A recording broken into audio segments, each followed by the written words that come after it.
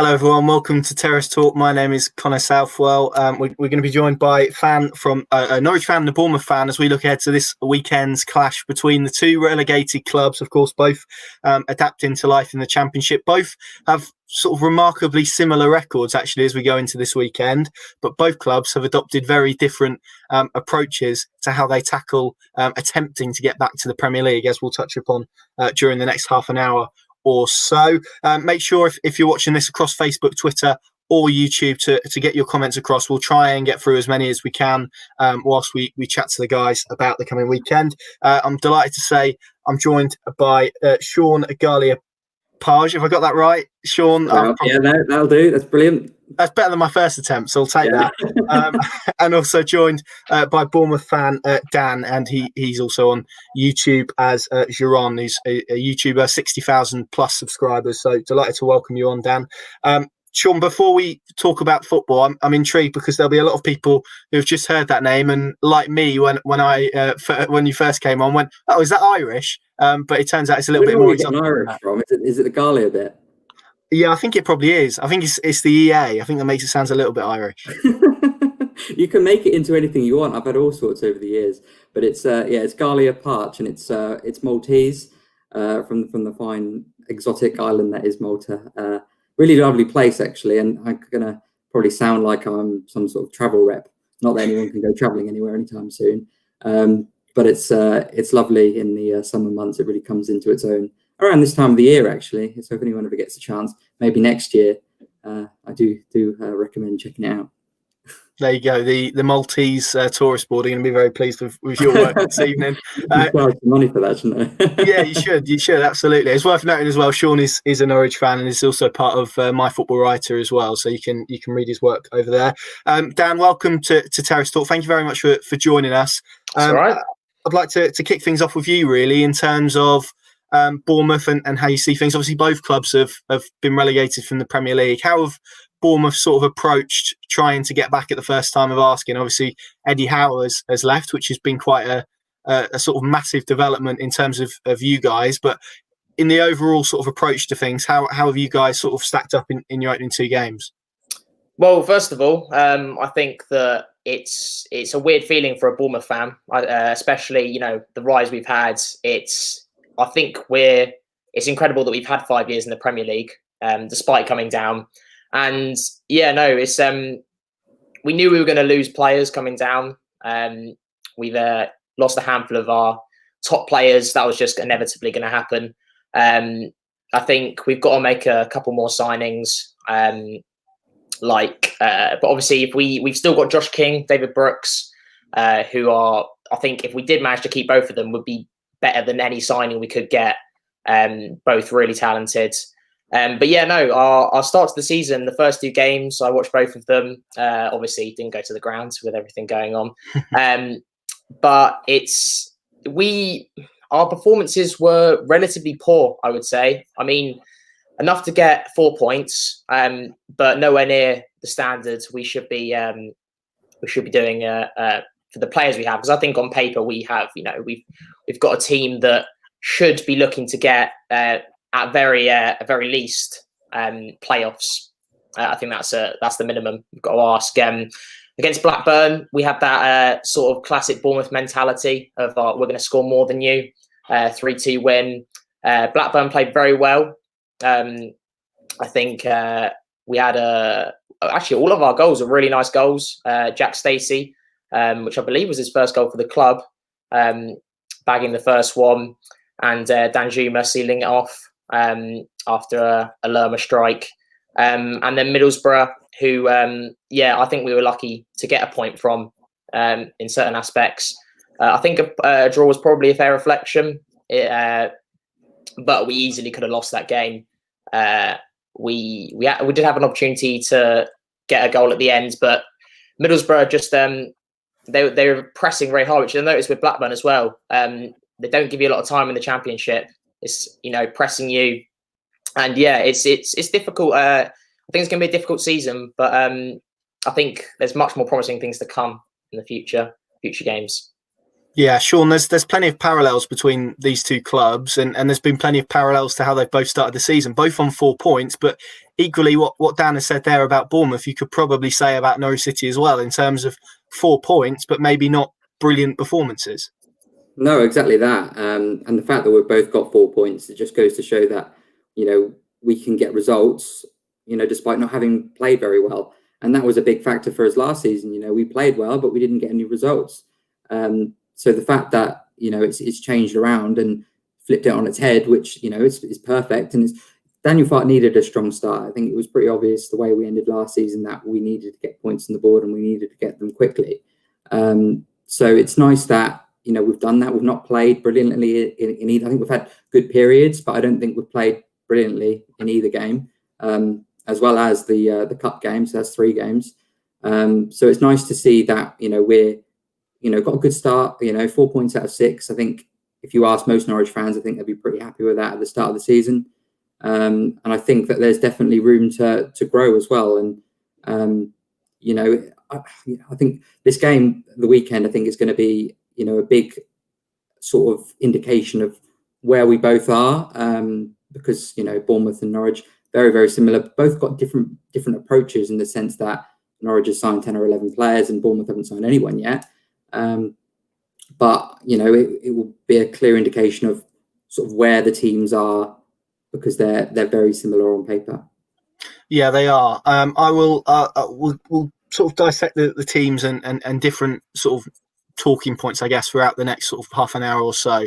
But before we do, I think obviously we have to get your guys' perspective as supporters on the news this week that, of course, after those pilots, which both teams were involved with on sort of different levels last weekend, they've actually been postponed. The fans coming back to stadiums, as many people hoped would be the case in October, that's now not going to happen.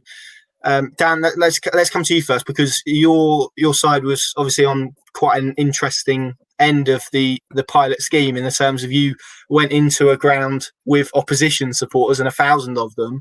How did you find that dynamic? And I guess how disappointed are you that news has come through this week that, okay, many of us were probably expecting, but that doesn't make it any less disappointing? What's your reaction to that, I guess, that we won't be seeing fans in the ground for the foreseeable future? Yeah, it's obviously, it's really disappointing. There's nothing more I want than just to go down to Dean Court, watch a game. It's just, and I think it is necessary. I don't think that with everything going on at the moment, I don't think it was possible to get them back in October, especially with winter coming. I don't think that's possible, but it still hurts us just as much. I say it like Bournemouth are, I'd say, have that sort of family club feel to them. Not having fans, especially in our home games, I think really hurt us, especially in the Premier League after the restart.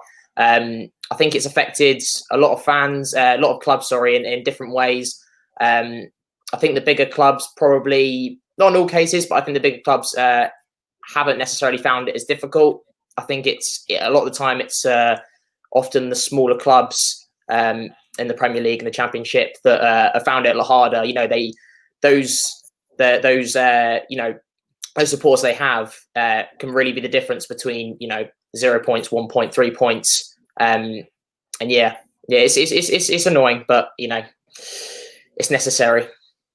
Yeah, and I expect there'll probably be a bit more sort of toing and froing as we go through the next couple of days. Obviously, there's talks about a financial package, which is going to be really important, isn't it, to clubs, particularly clubs who aren't in the Premier League and who probably aren't in Norwich's and Bournemouth situation of possessing those parachute payments.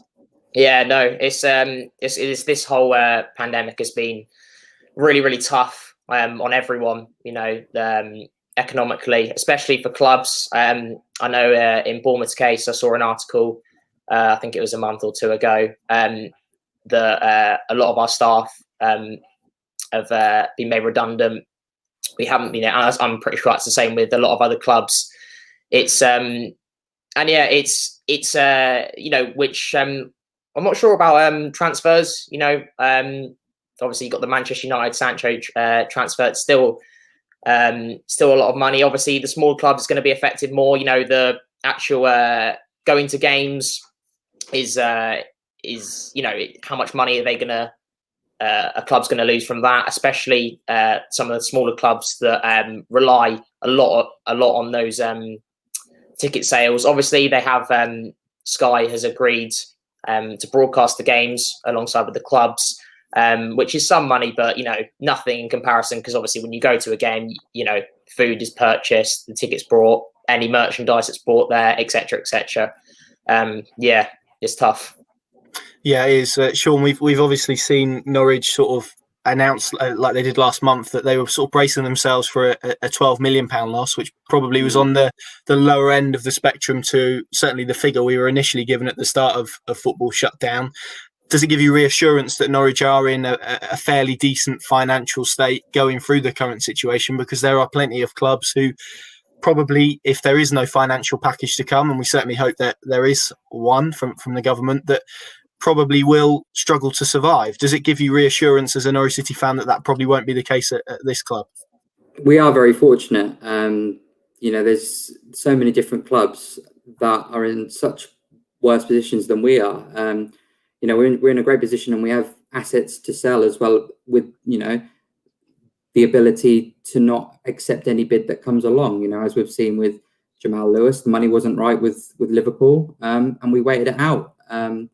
I think in years gone by would have been forced. Our hand would have been forced, and we would have been, had no other option.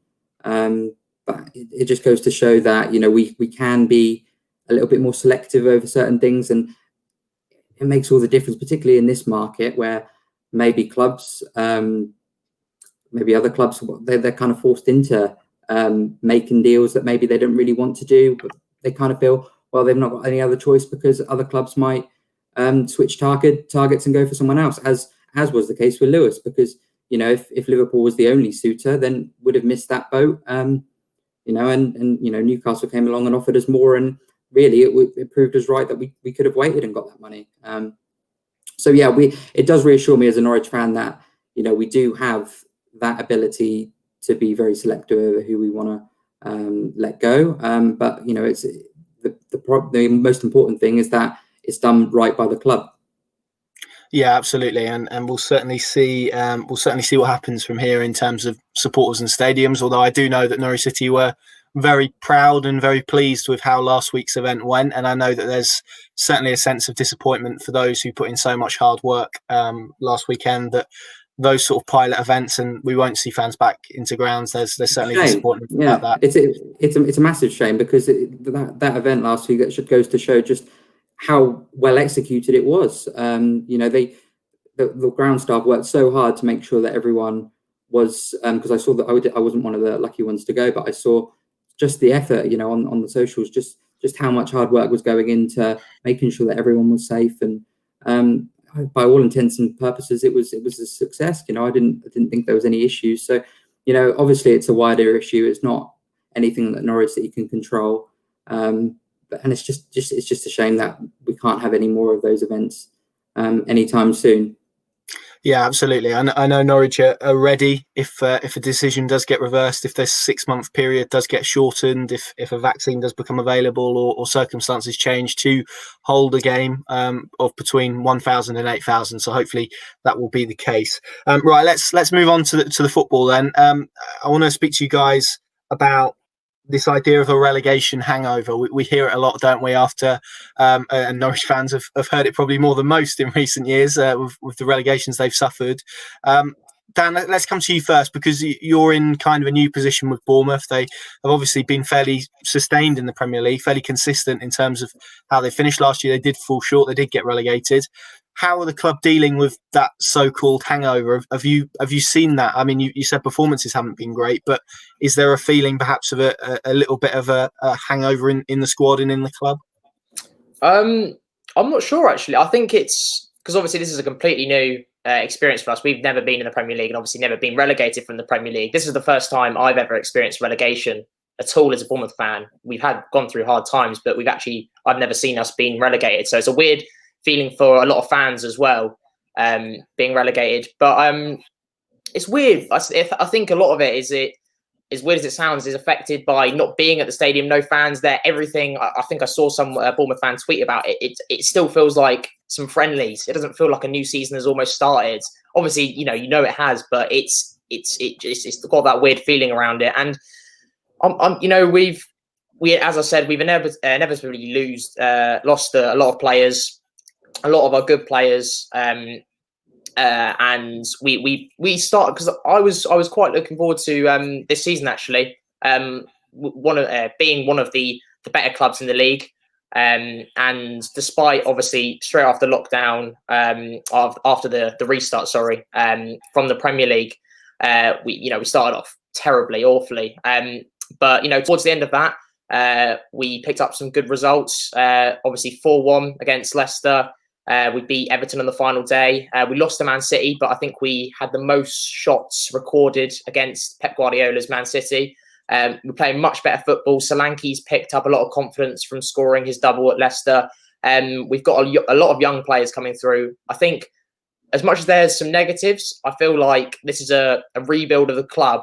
I feel like this is going to be a completely new chapter. You know, we've got a new manager in. Obviously, there was an assistant before, so obviously it's horrible that and it's that Eddie Howe has left. The reasons for that we don't know fully. It was said it was by mutual consent. Whether that was completely true, whether it was more one-sided, or you know, we'll never know. The worst case scenario was obviously Eddie was unwell, or you know, or anything like that. But having JT come in with his own ideas, he was in charge of a lot of our set pieces, routines, and I think we've always been very good in the Premier League at set pieces. We've always been up there in the list of goals scored from set pieces. And yeah, we've got a lot of players with confidence. We've got a lot of players that want to play for the club because we've had this rise. We've got a lot of players that are very loyal to the club, that have been here for many, many years. Even some players that have come through the rise from almost -17 through that journey. Picked up many players that have played in this league before, played in the League One even. So we've got that experience, and we've got a lot of good youngsters. We've got Jaden Anthony, young winger, looks really promising. We've got some really good players. We've got Sam Surridge, who was very good in the Championship when he went on loan. So I'm actually looking forward to the season. And I think the club is fully committed to getting straight back up. So yeah, I'm excited. How have you found that sort of transition from Eddie Howe and to Jason Tindall? Because I think the perception, certainly from outside the club, is that maybe it's kind of a similar man coming in for the old guy, you know, and we've seen it at Norwich before in terms of that sort of transition from an internal appointment. What have you made of him so far? And I mean, you said there he's got new ideas. How has he sort of distanced himself from perhaps what Eddie Howe did with the club? Yeah, so he had an interview when he first came to the club. He said, you know, I've got different ideas. I'm not the same person. I'm not going to be an Eddie clone, which I like. Obviously, he's going to pick up a lot of experience and ideas from Eddie. He has had minimal first team managerial experience as being, you know, the top gaffer. But I think that he's going to do really well. I think he's got good staff behind him. Obviously, yeah, as you mentioned, Eddie Howe leaving I don't know any Bournemouth fans that aren't gutted by the news, especially after the statement that came out from Bournemouth. They were like, owner Maxim Demin was committed to getting back to the Premier League, and we obviously initially thought that's got to be with Eddie then. But a few days later, or a week later, or however long it was a very long week. The longer it went on, we thought, you know, he's staying. And yeah, it was strange news. And again, it comes back to, you know, no fans in the stadium as well. So we haven't even been able to see, like, it's all good watching it on television, but actually being in the stadium with the new manager is completely different. It's strange, but I do think that Jason will be really good. He's got some good ideas, I think, anyway. Yeah, it's certainly interesting to see how he progresses. Sean, what have you made of Norwich's approach? They've obviously gone in slightly a different direction to Bournemouth in terms of keeping the head coach, keeping Daniel Farke, and actually investing in a lot of new players. One of which is, of course, Primožav Poeta, who scored on last Saturday and had, for me, a fairly sort of interesting game. I felt before that miss, which was obviously quite. I'm trying to put it politely, but it was a really poor miss from close range. Yeah, I was trying to think of a diplomatic, polite way to put it, but I don't think it was. But he did himself, and he did make up for it. And there's a comment from Facebook from Craig Brown who says that Pochetta looks like a good attacking midfielder, good business. I think he'll get 10 goals this season. And then Ben has followed that up with saying Onel and Todd, or Ida and Pochetta. What have you made of that sort of attacking, I guess, quartet or three behind Teemu Pukki, and how effective do you think they've been so far? Because I think, especially, and we'll talk about Kieran Dowell in a moment, but that Cantwell and Dowell partnership hasn't quite worked for me yet. No, I agree. I'm not overly set on that yet. How do you say it? Pochetta? I'm making the L a W. I'm going with it. I'm not sure if it's right, but well, I'll say Pochetta. I'm not sure. Yeah, I like what I've seen of him so far, bar that miss.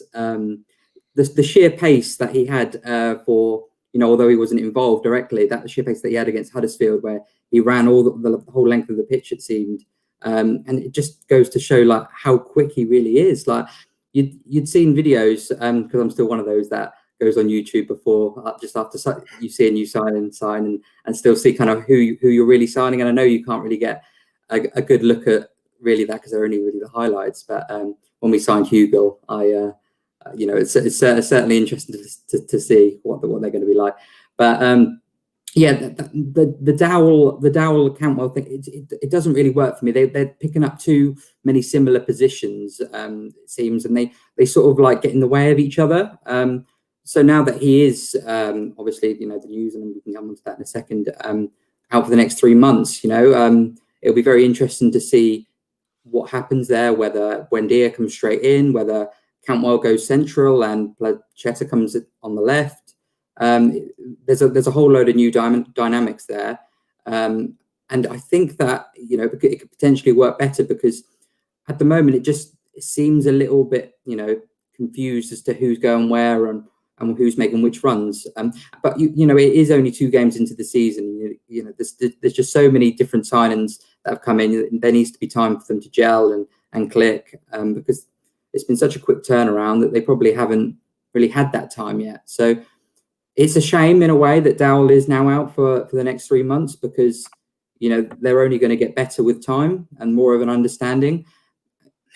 And as well, because of that transfer, the transfer window still being open for another 3 weeks, it's still hanging over.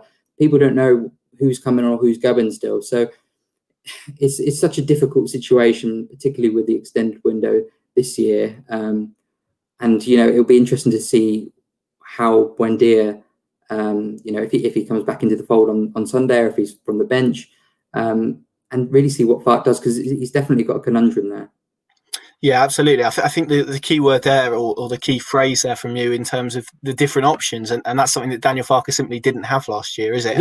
We didn't have it at all. Do you remember? I know we had injuries as well, but do you remember against Manchester City last year? We had 2 goalkeepers on the bench, didn't we? And we didn't have the strength in depth, and that was one of our biggest issues, I think, last season. We didn't really have anyone to come on and change the game. I think we had Onel as the only pace option of the outlet that would provide real pace. This year we've got Pochetta involved and Ida to come on, and whether he's going to play out wide. It's so very interesting. And even Jordan Hugo, I don't really know what he's been brought in to do so far, what kind of role he'll have. Will he be sort of direct backup for Teemu? Is he the third option behind Ida? Is Ida going to play on the wing? It's also very interesting because when he originally signed, I thought, oh well, maybe he'll come straight in. There was a lot of spent a lot of money on him. There was a lot of talk about him. He did really well in the friendlies. A lot of talk about him, and you thought maybe, well, he might even start ahead of Pukki. But Pukki, I think, was our leading man, still is. And he assisted for the goal against Huddersfield and scored. That was important for him to score, I think, at the weekend, because it had been a long time coming. A league goal, and we'll do. I know we've got a bit lucky with Declan Rudd making a mistake. We've never said that before, have we? No, it was important for him, and hopefully it'll go from strength to strength and go on a bit of a run as well. Yeah, absolutely. Of course, Kieran Dow, the club confirmed today, out for between 12 to 14 weeks after having an operation on some ankle ligament damage. Of course, went off last Saturday after a fair challenge by Ben Davis, but I think he just got his ankle caught, didn't he? Which is bad news. So we certainly wish Kieran a speedy recovery, and hopefully we'll see him back soon. No doubt he'll be looked after by the fitness guys, and they have been known to get players back a bit sooner than perhaps they've originally been sort of. Or the time frame they've originally been given. So let's hope that's the case with Kieran. Dan, I want to come to you because both clubs have obviously come down from the Premier League, and the nature of that, as you touched upon right at the start, I think in your opening answer, is that players leave, players get linked continuously with moves. You guys have obviously seen Nathan Ake depart, who's probably been the most high-profile departure. But how have I guess Tyndall and the club dealt with the speculation surrounding a lot of their sort of key talent this summer, I guess? Yeah, I think he's been very open about it. From what I've read in interviews, he's been like, we know we've got talented players. We know we've got players that could play in the Premier League. And if the right offer comes in, it'll be hard to turn it down. Obviously, we want to keep these players. And I think a lot of players, obviously a lot of our the players have already left, wanted to leave. I still think Brooks and King probably do want to leave. Whether or not they'd be happy staying, I don't know. I think that King, he was linked to Man United during the January transfer window, and we blocked the move. Still incredible attitude afterwards. Gave his all in pretty much every single game. Top attitude. Brooks, obviously, he had a really bad injury last season that was taking him out for all the games before the restart, and I think he's really coming back, because if I'm going to be brutally honest, I think in the last games of the Premier League he wasn't a £50 million player at all, which is what we want for him. What I think we want for him from what I've read. No, he's not worth. He wasn't worth that much. Obviously, he's coming back from an injury. And I think he started to show glimpses of obviously his incredible season when he joined the club. But at the moment, I think he's got to prove himself. If he does want to move, if he doesn't want to move, he's got to put some good performances in. And he obviously he's played in a couple of games. He played in the last league game and the cup game against Crystal Palace, which we won on penalties. I think we've been very open. We know we've got good players. We know that we might probably still lose maybe one or two more. It's possible, but I think we've got a lot of good players on paper. Even with, like I was saying to my dad, that even if we did, we had the list of our top players that we thought it's possible they could leave. Even with all of those players gone, we still have a very, very strong Championship squad. We have players that will really, really excel in the Championship. Our front man Dominic Solanke has really adopted that sort of number 9 role.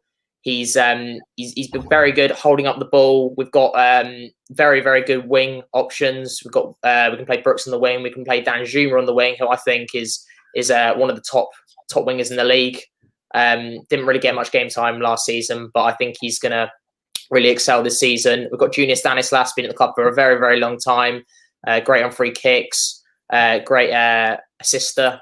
So I think we've been quite open about everything. Whether there's another signing, another player we're going to lose, it's possible, but we've just got to hope for the best. Yeah, and in terms of looking at your departures, obviously 3 very high-profile ones. Ake, who I mentioned, Callum Wilson to Newcastle, and Aaron Ramsdale as well. Is it useful from Bournemouth's perspective that those deals have gone through fairly early in terms of the start of the season, and perhaps you're not in the position that Norwich find themselves in, where they still have these players and there is that uncertainty surrounding them? And of course, that leads to questions from fans of, well, what's their mindset? Do they really want to be here? Those sort of elements. Does it help Bournemouth, the fact that those deals have gone through already?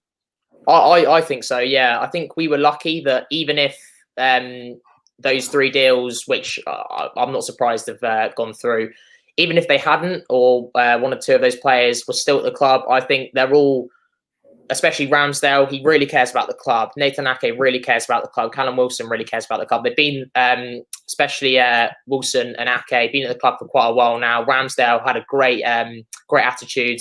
I think if we had stayed up and we kept him, he was a future captain. Really cared about the club. And all 3 of those players, there was no bad blood.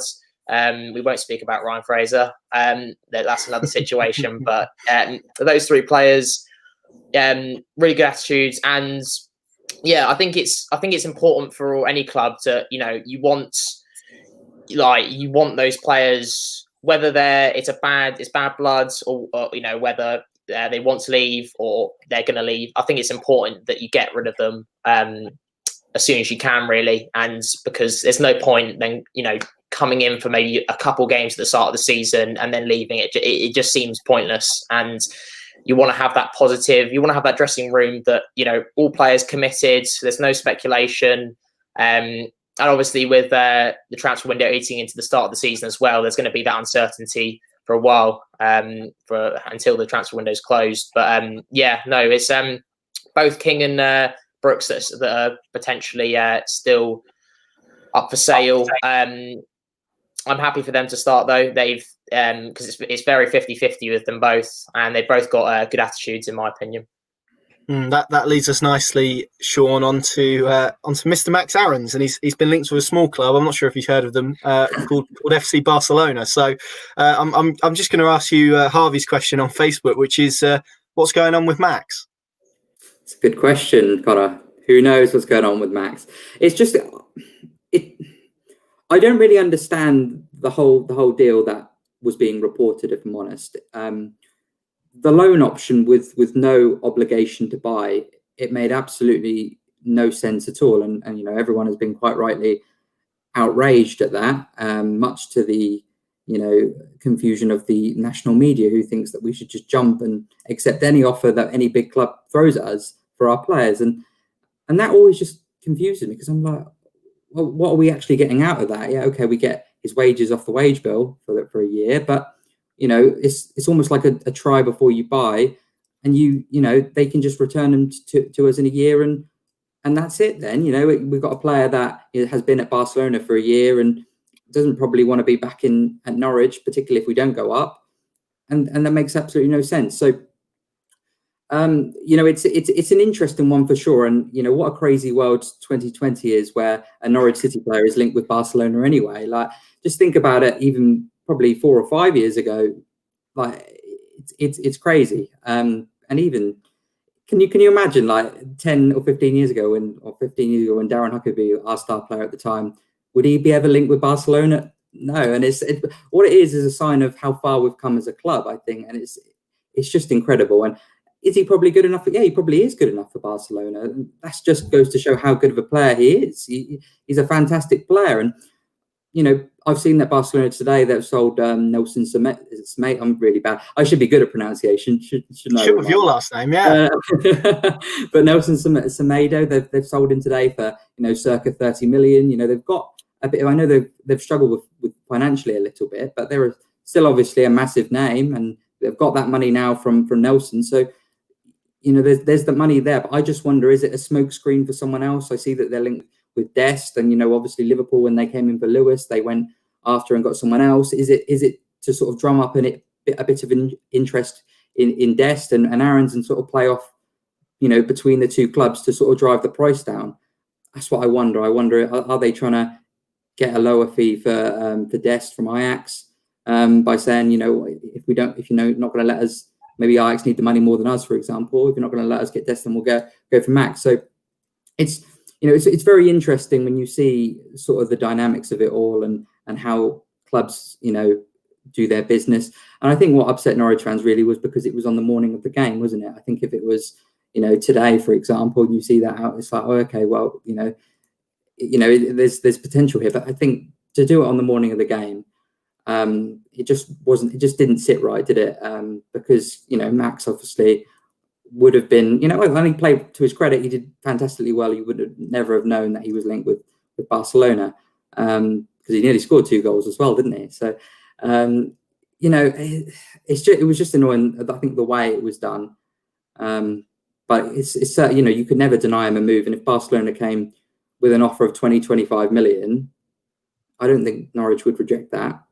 So it's, you know, it's an ever moving situation. I don't think we've heard the end of it.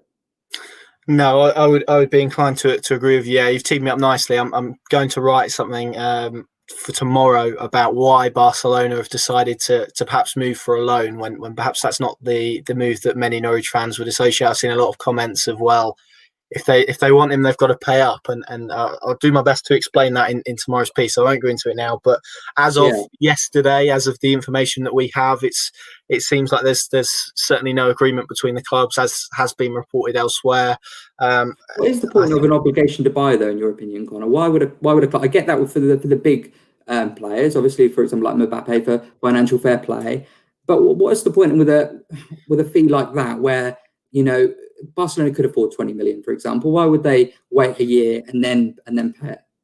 Well, I think because of the current situation we find ourselves in, I think they're clearly having find themselves restrained a little bit in terms of financially. And I think you're right. I think the Nelson Semedo deal will help them in terms of funds. But I think from Norwich's perspective, an obligation to buy actually may be more favourable than a permanent deal, because actually they may stand to get a little bit more than if they were to sell him permanently for let's say 18 million in a deal that was structured to take it to whatever amount. Because if you include a loan fee and you include all the clauses and whatnot, then eventually you could work yourself up to a deal that could be a lot more beneficial for them. But of course, the caveat to that is they have the uncertainty, and of course they have the sort of risk, I guess, that he performs really well. Barcelona win the La Liga title, he gets put in the England squad, and then suddenly in a year's time he's worth double what he's worth now. So it's a really difficult one. Probably will be in the England squad, yeah, absolutely. And of course there is that risk that you talked about there, because that obligation is so important. Because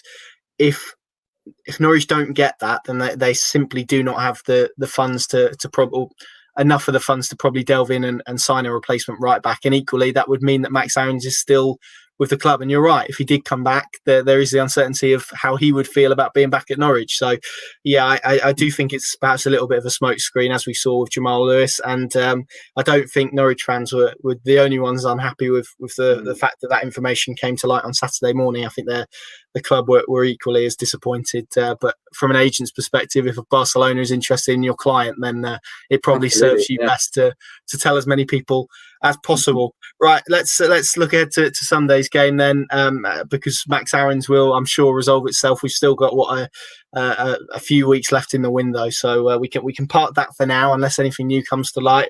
Dan, how do you view this game? You sort of said to me off record that this is one that you think is absolutely pivotal in terms of the Championship title race, which seems bonkers to say 3 games into a season, doesn't it? Yeah, I know. I think early on, my prediction, I don't know if I'm being optimistic by saying that Bournemouth are title contenders. I've watched a few prediction videos on YouTube.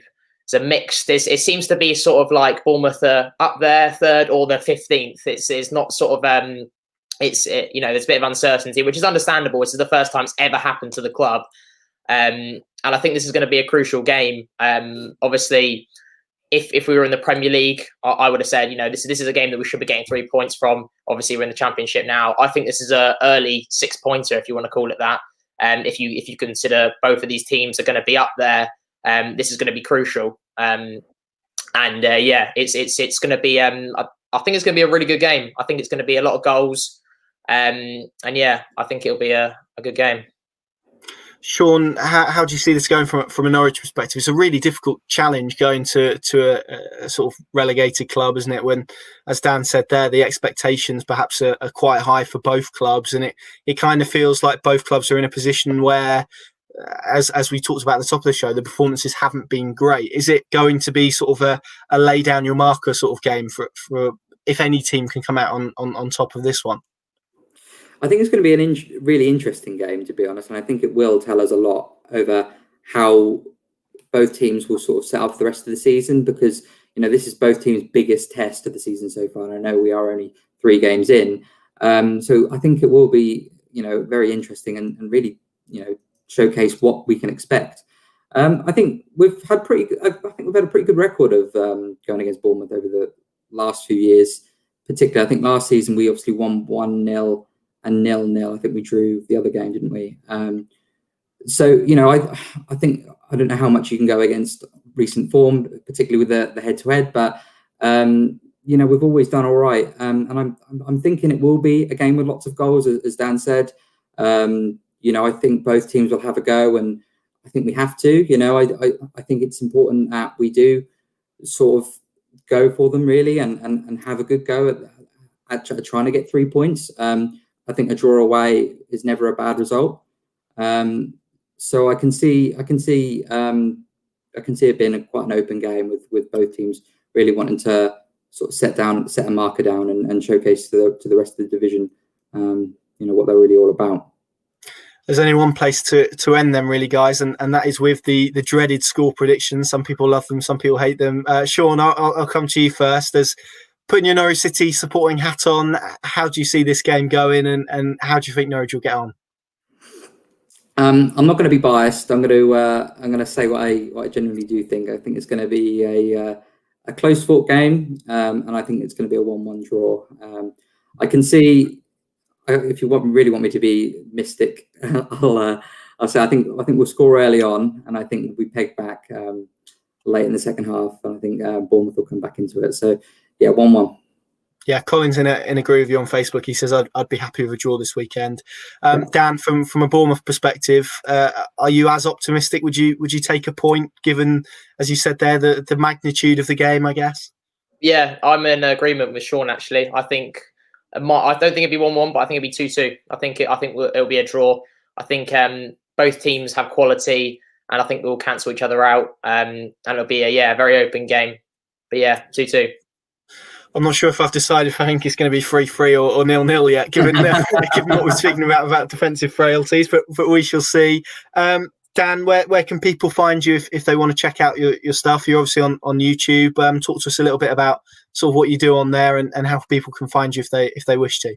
Yeah, you can find me on YouTube under Juron, Juron. I've done a wide range of content over there, mainly doing football stuff now, in particular Bournemouth, sort of documentary style stuff on there, talking a bit more in depth about certain football situations, certain football teams. And yeah, that's pretty much what I'm doing at the moment.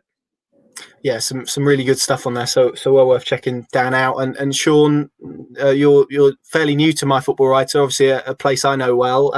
How are you finding that? And again, if people want to find you, where can they find you?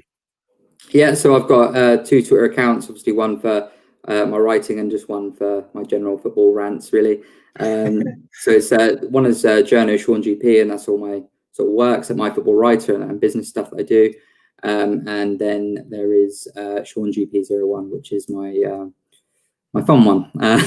I'm enjoying it so far at My Football Writer. It's good to have a platform to sort of say how I really feel about Norwich, because previously I was only really tweeting every now and again when I'm particularly frustrated with the team. But it's nice to have a place where I can say what I really think, and lots of people can read it and respond to it. I think that's the biggest draw with My Football Writer, is that it's great to have some interaction, and it's obviously a platform that people read in the Norwich space. So it's fantastic to be involved. Absolutely, and all the guys over there do some brilliant work, Sean included. Gary Gowers, of course, heads it up and is brilliant for advice and any young writers sort of trying to find their way. PinkUn.com, the place to go for all of your pre-match, post-match, during match content from Dean Court on Sunday. It'll be me and Dave attending that. It's going to be my first away game since Sheffield United back in March, if you can believe. So I'm looking forward to it. I think it's going to be a very, like you guys, I think it's going to be a very sort of closely fought game, and it's certainly going to be interesting to see where both teams are in terms of sort of their respective approaches and whatnot. Gents, thank you very much for joining me. Guys, thank you very much for watching. This is the first time we've sort of trialed it doing it live across all platforms. So if you enjoyed that, then do let us know. Any feedback would be appreciated. This is, of course, available in podcast form as well. So if you're listening to this via a podcast, make sure you subscribe and leave us a review as well. All the good stuff, you know what to do by now. Gents, thank you very much for joining us, guys. Thank you very much for watching. Stay safe, and we'll see you all again very, very soon.